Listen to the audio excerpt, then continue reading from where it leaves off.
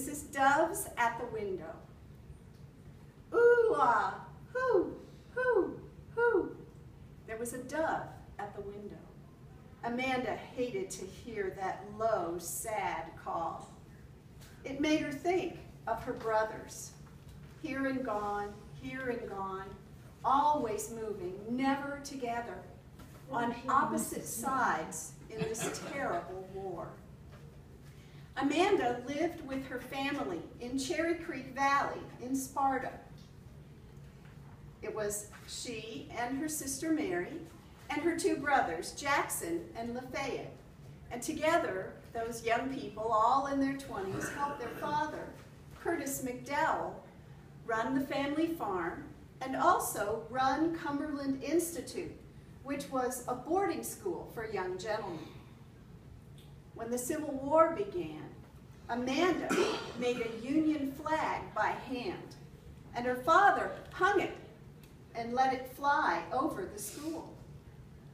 Older brother Jackson wrote pro-Union articles for the Cookeville Press, which was the newspaper that he published out of an office in Cookeville. But younger brother Lafayette, he spoke for states' rights, and many of their neighbors agreed with him. One day, a crowd came to the school.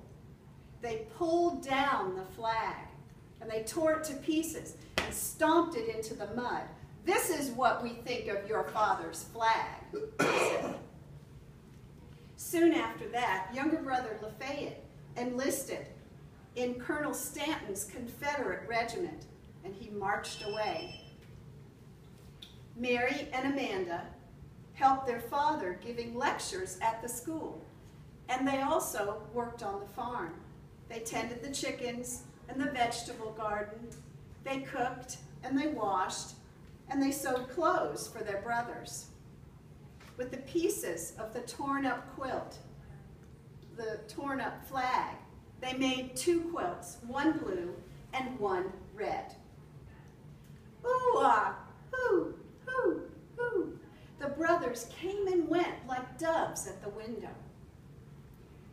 Lafayette marched back and forth across the state with Stanton's regiment. They went to Sparta, then they went to Murfreesboro and back to Cookeville and then to Nashville.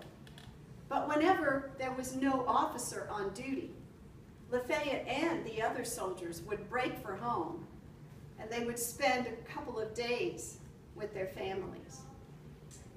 Jackson, too, was not often at home. He worked long hours at the newspaper office and often spent the night there. One winter night, during the first year of the war, an angry crowd surrounded the newspaper office. They had been egged on by Confederate guerrilla Champ Ferguson to have Jackson arrested as a Union sympathizer.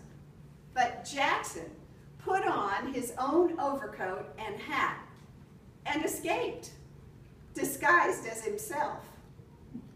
He wasn't home for long, though. He was soon gone again, delivering messages for Union generals Grant and Meade. Ooh-ah, ooh, ooh, ooh.